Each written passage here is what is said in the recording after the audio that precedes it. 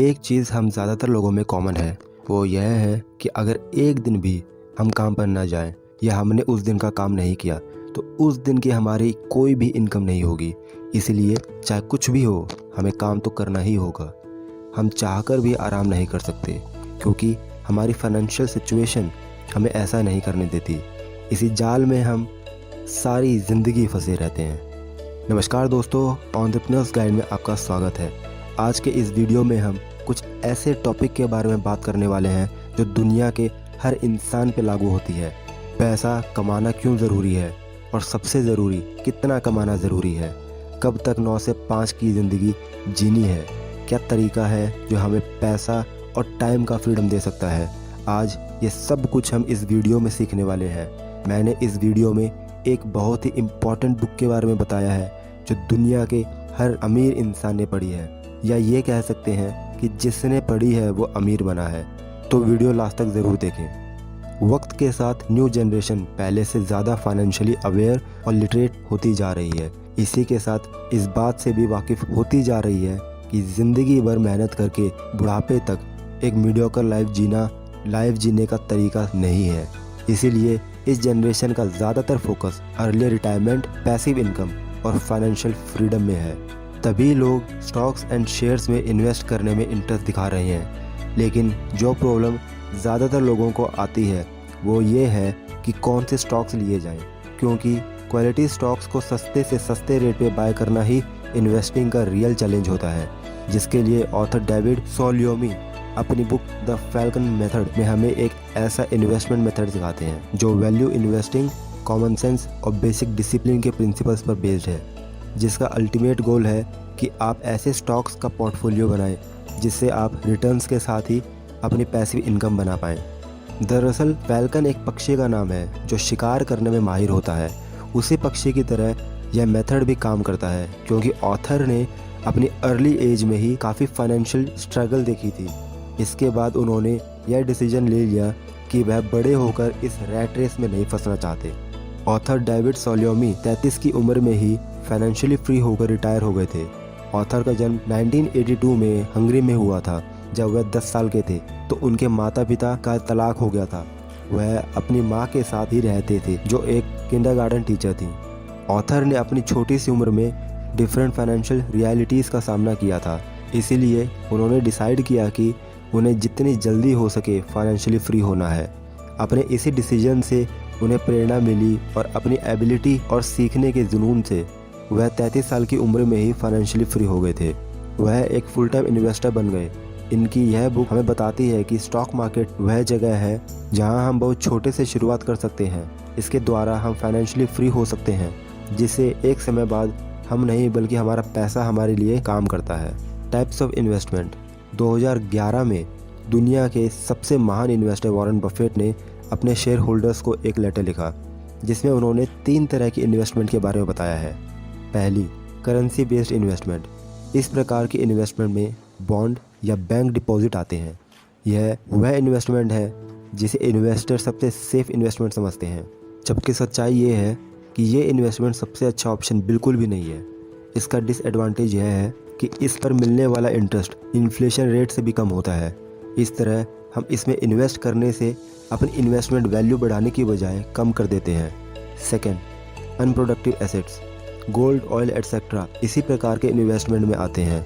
Investor यह सोचकर इसमें इन्वेस्ट करते हैं कि एक दिन उनका दाम ऊपर जाएगा, इस तरह उनकी इन्वेस्टमेंट वैल्यू बढ़ जाएगी। लेकिन यह इन्वेस्टमेंट अक्सर लोगों के घर या लॉकर में ही रह जाती है। जब तक ये इन्वेस्टमेंट इन्वेस्टर के पास रहती है यह कोई फ़ायदा नहीं देती। इनसे केवल तभी फ़ायदा होता है जब इन्वेस्टर इन्हें बेच देते हैं। Third, productive asset. इस प्रकार का इन्वेस्टमेंट सबसे अच्छा इन्वेस्टमेंट समझा जाता है। स्टॉक मार्केट इस इन्वेस्टमेंट का सबसे अच्छा एग्जाम्पल है। वॉरेन बफेट इसी कैटेगरी में इन्वेस्टमेंट की सलाह देते हैं। यही ऐसी कैटेगरी है जो इन्फ्लेशन को पीछे छोड़कर आपको अच्छे रिटर्न जनरेट करके दे सकती है। इसकी सबसे बड़ी विशेषता यह है कि आप बहुत कम कैपिटल से शुरुआत कर सकते हैं। आप जब किसी कंपनी का एक शेयर खरीदते हैं तो आप उस कंपनी में एक छोटी सी हिस्सेदारी खरीदते हैं। जब आप लंबे समय तक उस कंपनी के भागीदार बने रहते हैं तो आपको वहाँ से आपके कैपिटल पर बहुत अच्छा रिटर्न मिलता है। जब कंपनी को प्रॉफिट होता है तो कंपनी के शेयर होल्डर होने के नाते आपको भी इसमें हिस्सेदारी मिलती है। हमें यह बात हमेशा याद रखना चाहिए कि स्टॉक मार्केट में प्रॉफिटेबल होने के लिए अच्छे शेयर के साथ लंबे समय तक बने रहना ज़रूरी होता है। What is falcon method?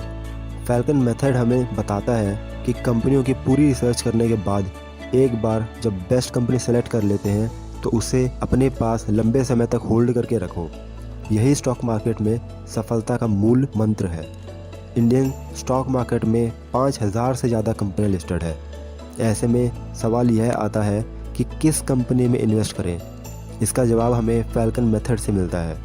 Falcon method कहता है कि किसी कंपनी का शेयर खरीदने से पहले यह जानना ज़रूरी है कि कंपनी कैसे काम करती है। जब हम एक कंपनी को फाइनेंशियल रूप से देखते हैं तो हमें इसे एक ब्लैक बॉक्स की तरह समझने की ज़रूरत है। एक इन्वेस्टर होने के कारण यह आपके लिए पॉसिबल नहीं है। आप यह जान पाओगे कि कंपनी के अंदर क्या चल रहा है, लेकिन आपको कंपनी के बाहर क्या चल रहा है इसके लिए आपको इनपुट पाइप और आउटपुट पाइप को समझने की ज़रूरत है जो ब्लैक बॉक्स से जुड़े हुए हैं। इनपुट पाइप्स यानी इनकम।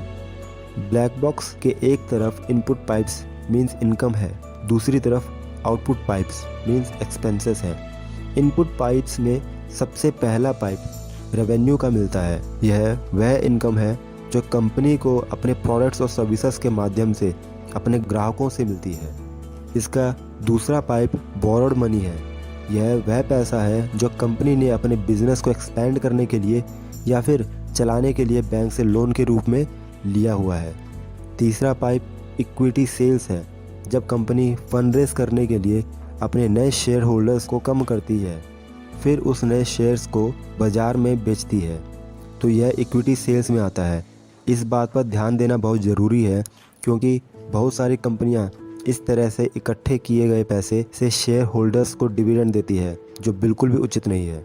आउटपुट पाइप्स यानी एक्सपेंसेस। अब बात आउटपुट पाइप्स की करते हैं। यहाँ पर हमें सबसे पहला पाइप ऑनगोइंग एक्सपेंसेस का मिलता है।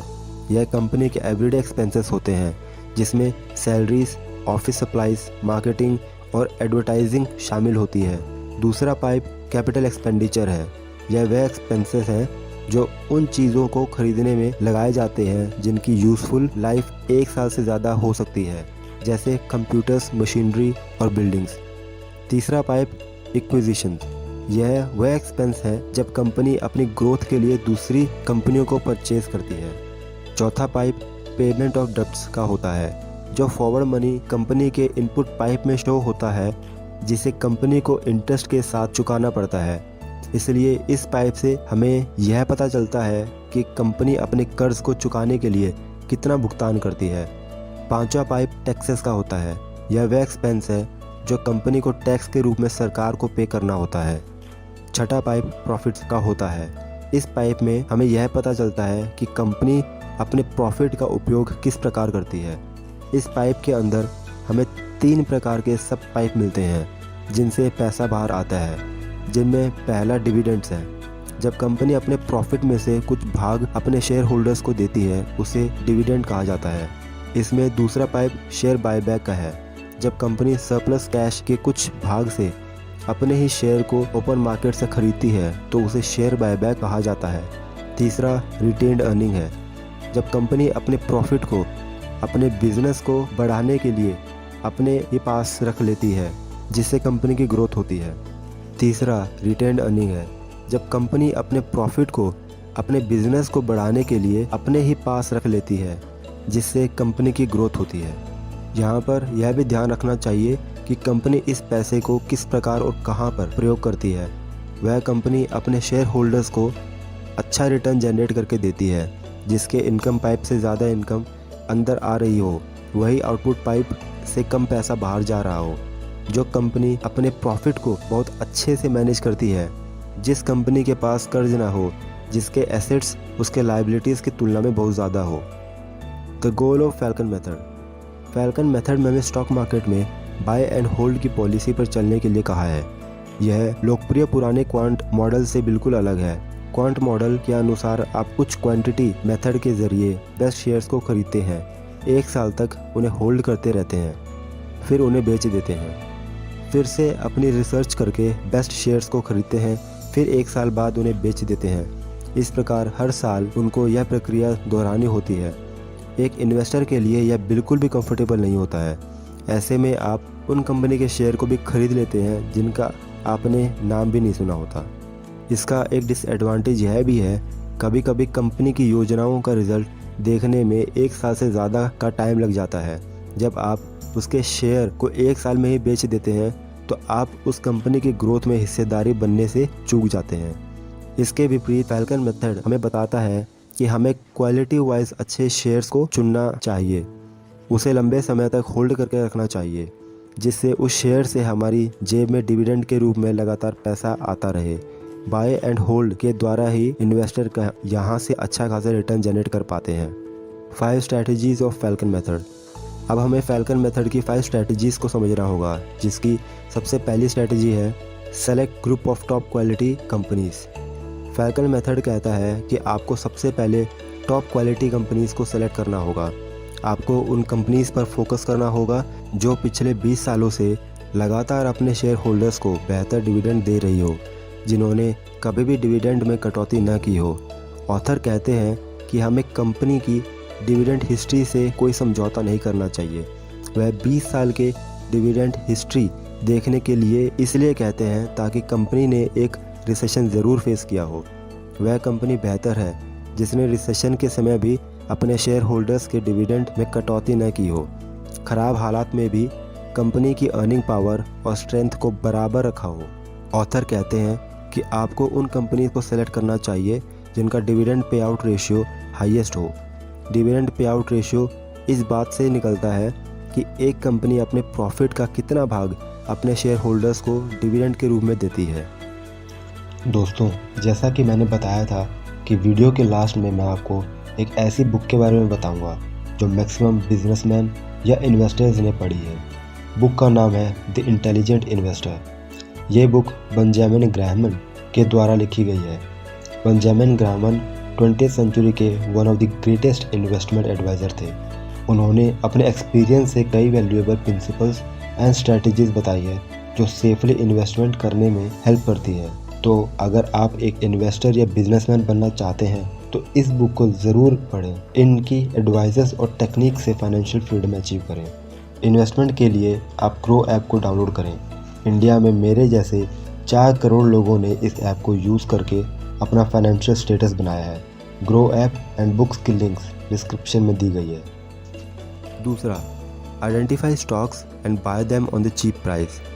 फैल्कन मेथड कहता है कि आपको किसी भी कंपनी का शेयर तब खरीदना चाहिए जब वह सस्ते वैल्यूएशन में मिल रहा हो। आपको उस कंपनी के प्राइस हिस्ट्री को चेक करना होगा, उससे उसका एक एवरेज लो वैल्यू निकालना होगा।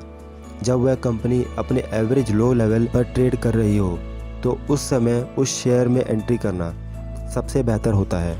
जब कंपनी का शेयर ओवर वैल्यूड हो तो उसे नहीं लेना चाहिए, तभी आप उस शेयर से बेहतर रिटर्न जनरेट कर सकते हैं। तीसरा, filter the short listed stocks. जब आपने टॉप क्वालिटी स्टॉक्स को सेलेक्ट कर लिया और यह भी पता कर लिया कि किस समय उसमें एंट्री लेनी है, तो अब आपको उसे फ़िल्टर करना है। इसके लिए आपको 3 चीज़ों को कंपेयर करने की ज़रूरत है। सबसे पहले डिविडेंड यील्ड है। इससे हमें यह पता चलता है कि कंपनी ने साल भर में प्रति शेयर जो डिविडेंड डिक्लेयर किया है वह कंपनी ने करंट शेयर प्राइस का कितना परसेंटेज है। इसके बाद फ्री कैश फ्लो यील्ड वो होता है जो कंपनी के पास सभी खर्चों के बाद बच जाता है। इसे निकालने के लिए कंपनी के टोटल कैश फ्लो को अपनी कंपनी के टोटल नंबर ऑफ शेयर से डिवाइड करना पड़ेगा, जिससे हमें फ्री कैश फ्लो पर शेयर मिल जाता है। फिर फ्री कैश फ्लो पर शेयर को कंपनी के करंट मार्केट प्राइस से डिवाइड करने पर हमें फ्री कैश फ्लो यील्ड मिल जाएगा। अब शेयर होल्डर यील्ड से हमें यह पता चलता है कि एक कंपनी अपने इन्वेस्टर के साथ कितने पैसे शेयर करती है, चाहे वह डिविडेंड के ज़रिए हो या फिर शेयर बायबैक के ज़रिए। चौथा, रैंक द सर्वाइवर्स। अब आपको अपने स्टॉक्स को करंट वैल्यूएशन के आधार पर 3 प्रकार के रैंक में रखना होगा। इसमें सबसे पहला श्योर है। इसमें वह शेयर आएंगे जो एवरेज वैल्यूएशन से अच्छी वैल्यूएशन में अवेलेबल हो। दूसरा मे बी है, जिसमें वह शेयर आएंगे जो एवरेज वैल्यूएशन पर अवेलेबल है। तीसरा नो वे है, इसमें वह शेयर आएंगे जो एवरेज वैल्यूएशन से काफ़ी ऊपर और एक्सपेंसिव वैल्यूएशन पर ट्रेड कर रहे हो। इस प्रकार आप अपने स्टॉक्स को रैंक करने के बाद आसानी से क्वालिटी स्टॉक्स को बाकी स्टॉक से अलग कर पाएंगे। पांचवा, टेक क्वालिटेटिव जजमेंट। यह सब एनालिसिस करने के बाद आपकी नॉलेज काफ़ी बढ़ जाएगी। उसके आधार पर आपको क्वालिटेटिव जजमेंट लेने में आसानी हो जाएगी। इन सब के बाद आपके पोर्टफोलियो में अब सिर्फ क्वालिटी स्टॉक्स ही बचेंगे, जिसके साथ आपको लॉन्ग टर्म तक बने रहना है।